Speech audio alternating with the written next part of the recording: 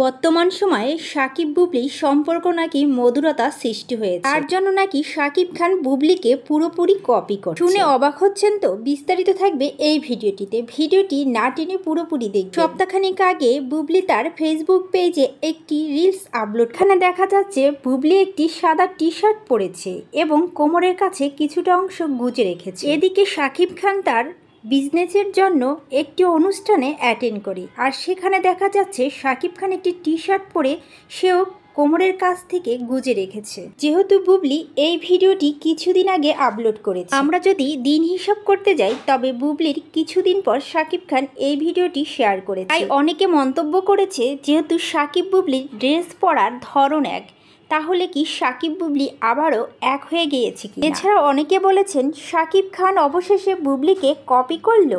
ভিডিওটি ভালো লাগলে অবশ্যই লাইক শেয়ার করুন।